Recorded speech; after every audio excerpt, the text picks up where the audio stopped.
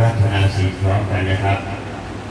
มะยังพันเตวิวัตโตอะระหะโตสัมมาสัมพุทธัสสะ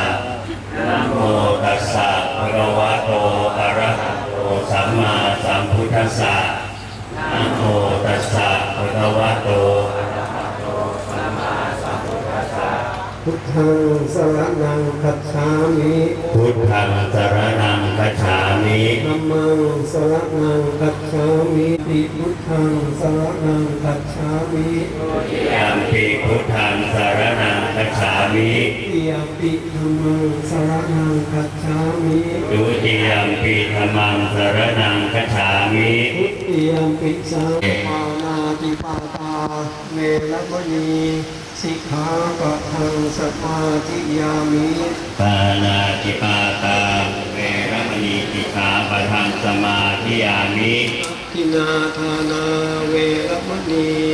สิกขาปะทังสมาธิยามินาทานาโรควินาศายาปริคังพุทธัง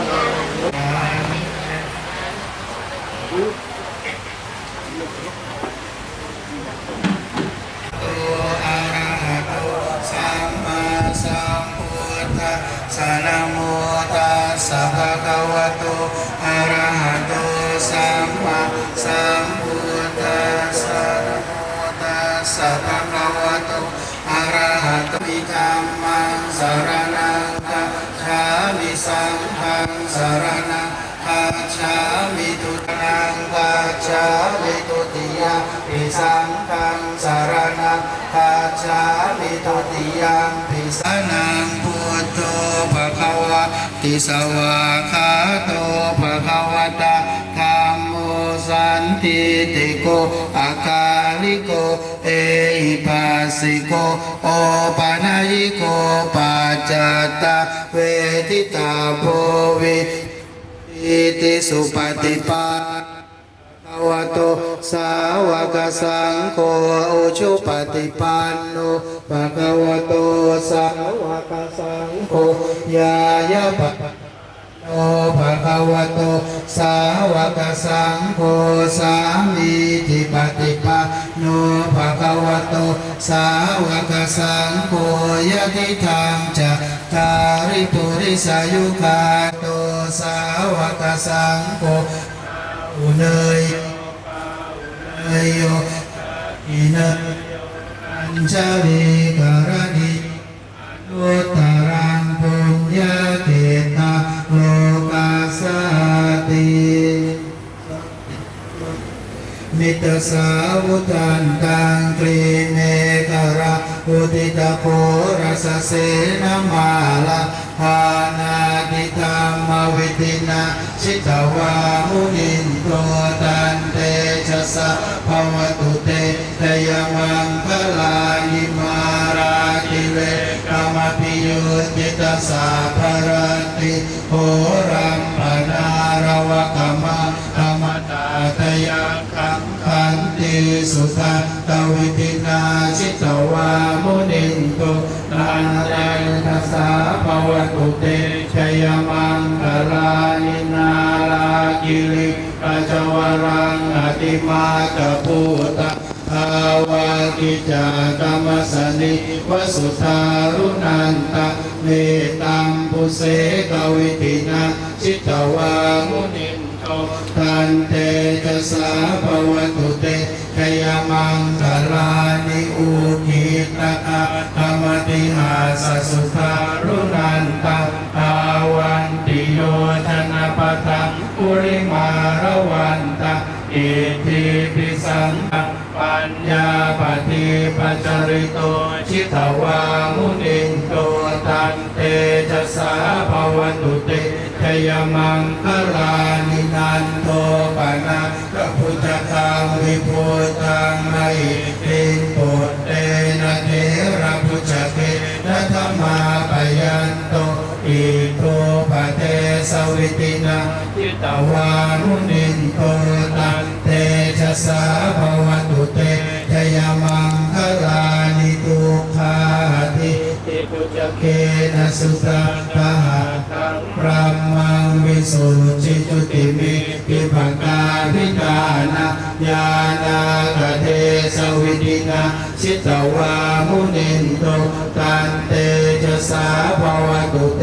ชยมังคลานิเอกาภิปุชชยมะคลาอัตถคาทายุวาจโนทินาทิเนสรเตมะทันติหิตวานเนกวิวิธานิจุปะทวานิโมขังสุขะอธิกเมยนะโรสปัญโยหิตายาสาปปานินางภูเรตวาปารมีสัพพะปะโตสัมโพธิโมตตมะเอเตนะสัจวะเชนะโหตุเตชยมังคลังชยันโตโพธิยะโอเลสากยานังนันติวะตโนเอวังตวะวิชโยโหหิชยะสุชยมังคเรอปาราชิตาปาลังเกสีเสปตวิโปคเรอภิเสเกสัพพุทธานะอาคาปะโตปะโมตติสุนะขัตตังสุมังคลาสุปปาตังสุโหติตาสุขโนสุโมโหโตจะสุยิทังพระมจาริสุปทากินากายกรรมังวาจากรรมังปทากินา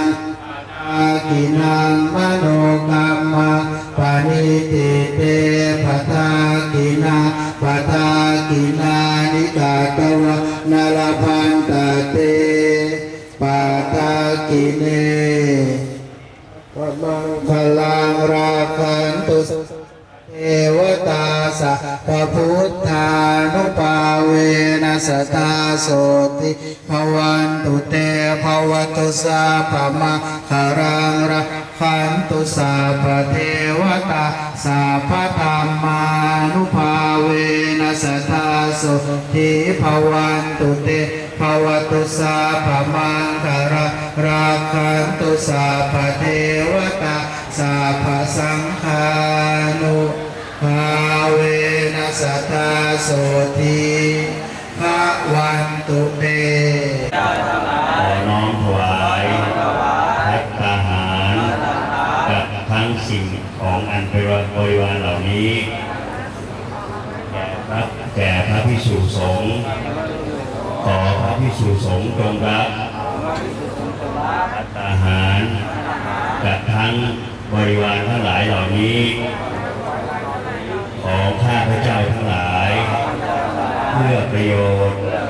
เพื่อความสุขแก่ข้าพเจ้าทั้งหลายสิ้นกาลนานเทอญสาธุ